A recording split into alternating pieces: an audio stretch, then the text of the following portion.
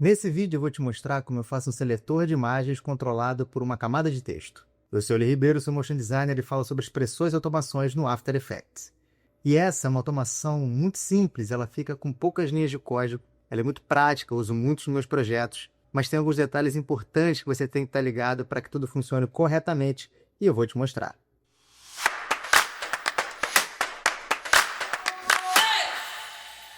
A primeira coisa que a gente tem que fazer aqui no nosso projeto é criar uma espécie de banco de imagens. É ele que vai receber a expressão que a gente vai escrever e que vai ser controlado pela camada de texto do nosso seletor. E esse banco de imagens nada mais é do que uma pré-comp normal que você cria em qualquer um dos seus projetos.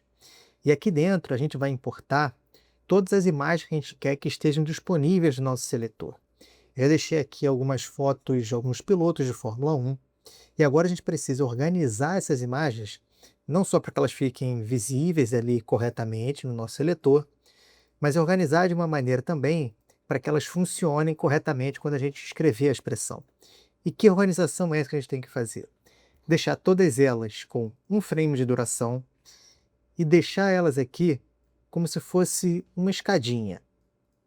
Por que isso? Dessa maneira, a gente está definindo um momento do tempo, um momento na timeline para cada uma dessas fotos. Você percebe que no momento 0, a gente tem a foto do Bortoleto aparecendo ali sozinha. No momento do frame 1, a gente tem sozinha a foto do Hamilton. No momento do frame 2, a gente tem sozinha a foto do Norris e assim por diante. Esse momento em questão aqui que a gente definiu é o in-point de cada uma dessas camadas. É o momento de entrada, é o primeiro momento em que essas camadas aparecem, tá? É o in-point. Guardem esse conceito, porque a gente vai usar ele lá na frente e vai ser muito importante, beleza? Então, por que a gente está trabalhando dessa forma, definindo um momento no tempo para cada uma dessas fotos? Porque quando a gente trouxer essa camada, essa pré-comp, o banco de imagens, aqui para o nosso output, a gente vai aplicar a expressão que a gente vai escrever no time remapping dessa pré-comp do banco de imagens. Ou seja, a gente vai estar trabalhando o tempo todo com o tempo. E como vai ser o funcionamento do nosso código, né? Qual é a lógica desse nosso código? A gente já pode até escrever aqui a nossa camada de texto. Vou botar aqui nome, botar uma palavra genérica mesmo, que mais para frente isso aqui vai ser o controlador ali do nosso seletor, tá? Como eu falei, a gente vai aplicar a expressão no time remapping dessa camada. Então a gente já pode vir aqui em Layer, Time, Enable Time Remapping, com Alt pressionado, clicar aqui no reloginho e vai abrir ali a janela onde a gente vai escrever o código da nossa expressão. Vamos entender então a lógica do nosso código, do funcionamento do nosso projeto, beleza? A gente vai pegar o conteúdo que a gente escrever nessa camada de texto, então o nome que a gente escrever aqui, se vai ser Bortoleto, se vai ser Hamilton, se vai ter Norris. A expressão vai procurar aqui uma camada que tenha o mesmo nome que a gente escreveu lá naquela camada de texto. Então, se a gente escrever Hamilton, ela vai procurar aqui a camada que tenha o nome Hamilton, vai ver qual é o valor do endpoint dessa camada, que no caso do Hamilton é o frame 01, e vai definir, portanto, o time remapping dessa pré-comp como 01. Já que a gente falou que precisa ser o que a gente escrever aqui, ele vai procurar aqui, já dá para a gente deduzir que não pode ter, portanto, esse traço 1.png. Quando a gente escrever aqui, a gente não vai botar o nome do piloto, traço 1.png. A gente vai escrever só o nome dele. E precisa que esteja escrito corretamente, igualzinho à forma que tiver aqui com o nome da camada. Ele precisa encontrar a camada com o nome exatamente igual tiver escrito aqui. Então a gente não pode ter esse traço 1.png.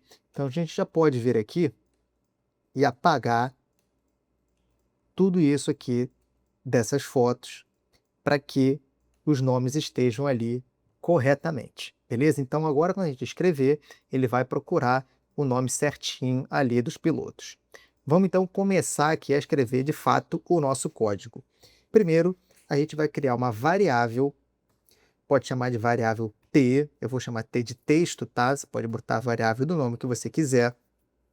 E aqui a gente vai pegar o valor do texto que a gente escrever ali na camada de texto. A gente tem duas opções para isso, tá? Eu vou tirar aqui, vai aparecer a barrinha de erro ali, não se assusta. A gente vai continuar escrevendo nosso código depois e isso vai sumir. Mas você tem duas opções para pegar, então, o texto dessa camada de texto. Primeiro, com essa opção aqui do Pick Whip, você pode arrastar aqui para o source text da camada de texto. Isso aqui é o valor do texto que a gente escrever aqui dentro, beleza? Então, quando você clicar e arrastar, já vai aparecer ali o caminho certinho, mas eu gosto de escrever isso aqui manualmente, até com uma forma para a gente praticar, para a gente entender como fazer a referência do caminho de cada um dos elementos ali dentro do nosso projeto. Então aqui a gente vai dizer que essa propriedade está nessa mesma composição que a gente está trabalhando, então é thiscomp.layer, que a gente vai definir em qual layer está a propriedade que a gente está procurando, está na layer nome, certo? Aqui a gente precisa colocar entre aspas, beleza? Nome, ponto, text, ponto, source text, certo? Para funcionar certinho mesmo, a gente precisa colocar no final ainda aqui ponto value, ou seja, é o valor daquele source text ali, é o valor do texto que a gente escrever ali. Ele tem esse termo valor, mas a gente não está falando aqui, obviamente, de números, né? A gente está falando ali de um texto, beleza?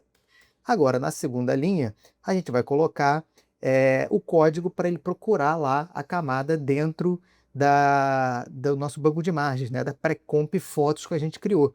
Então, a gente vai dizer que para ele procurar na composição fotos, ele procurar a camada, a layer T, que é exatamente isso aqui que a gente definiu na variável, ou seja, o texto que a gente escreveu na camada de texto. E depois que ele encontrar a camada dentro da composição fotos com o mesmo valor que a gente escreveu, ele vai definir o endpoint dessa camada. Lembra que a gente viu lá anteriormente o endpoint de cada uma das camadas, que cada uma tinha um valor definido? Quando a gente soltar aqui, ele vai continuar dando erro, porque não tem nenhuma camada escrita nome. Mas a partir do momento que eu escrevo aqui Hamilton, opa, já sumiu. Por quê? Ele encontrou a camada ali do Hamilton. Vamos ver se está funcionando? Se a gente escrever o nome de outro piloto aqui, ó, Norris, ele já altera automaticamente. Percebe que tem que estar escrito exatamente da mesma maneira que a gente escreveu o nome das camadas aqui. Então, por exemplo, Gabriel Bortoleto não vai funcionar se eu escrever aqui, por exemplo, Gabriel, ó, ou qualquer outra palavra, se a gente escrever errado ou alguma coisa do tipo, ele já vai acusar um erro. Ó, Gabriel Bortoleto. Ele não vai achar, porque não tem nenhuma camada escrito Gabriel Bortoleto. Mas se eu colocar só Bortoleto como está ali na camada, ó, ele já alterou. Tem outra aqui, ó, Verstappen. Então, se a gente escrever aqui Verstappen, ele já vai alterar ali para a fotinha do Verstappen e já está funcionando o seu seletor, beleza? Eu vou dar aqui só mais uma última dica para deixar o seu seletor um pouco mais interessante. Percebe que aqui todas as camadas estão em caixa alta, logo a gente tem que escrever aqui também com caixa alta. Se eu escrever aqui com letra minúsculo, ó, Verstappen, ele não vai achar. Se eu escrever Hamilton ou se eu escrever Norris, por quê? Como eu falei, precisa estar escrito exatamente da mesma forma que tiver escrito aqui, mas aí é chato, né? Se o seu projeto tiver escrito assim, você precisa vir aqui e alterar tudo isso para escrever. Não, tem um jeito mais prático da gente fazer isso, que é o seguinte: a gente vai substituir aqui esse value por to uppercase. O que significa isso? Ele vai pegar o conteúdo que a gente escrever aqui na camada de texto e ele vai ler como se tivesse tudo em caixa alta, mesmo que esteja escrito caixa baixa também. Daí ele vai conseguir comparar esse texto, como ele leu em caixa alta, ele vai conseguir comparar com as camadas que estão lá dentro do banco de imagens, que estão escritas todas em caixa alta, aqui, ó, todas em caixa alta. Agora, se a gente escreve Norris mesmo em caixa baixa, está funcionando.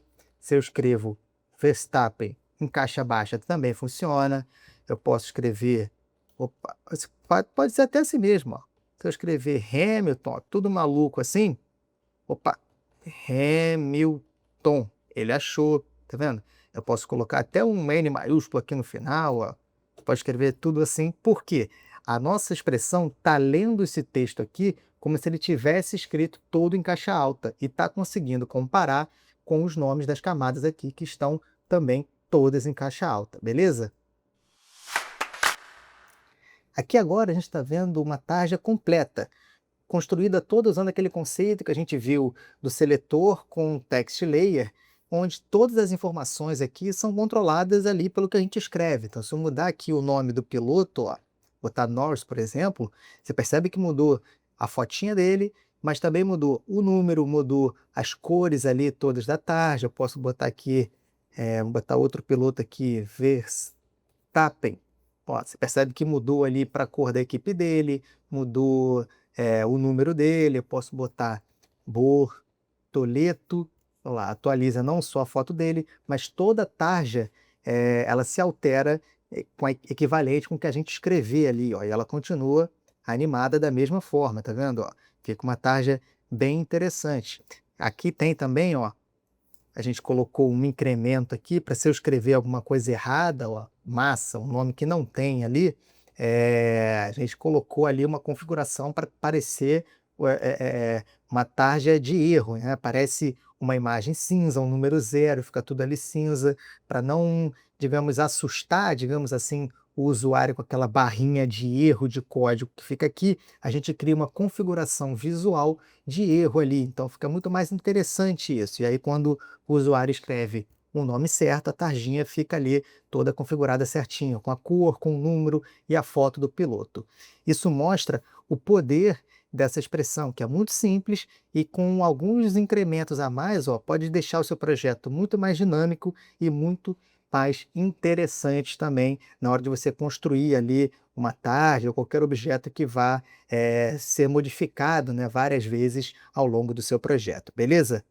Se você chegou até aqui, muito obrigado. Deixa aí nos comentários se você ficou com alguma dúvida, se você quer ver como é feita aí, por exemplo, a questão das cores, como é que a gente muda as cores de algum certo elemento utilizando esse mesmo seletor, ou então como a gente constrói ali aquela configuração de erro, né? Deixa aí nos comentários se você ficou com alguma curiosidade, se ficou com alguma dúvida. Muito obrigado se você assistiu esse vídeo até aqui. Até a próxima e valeu!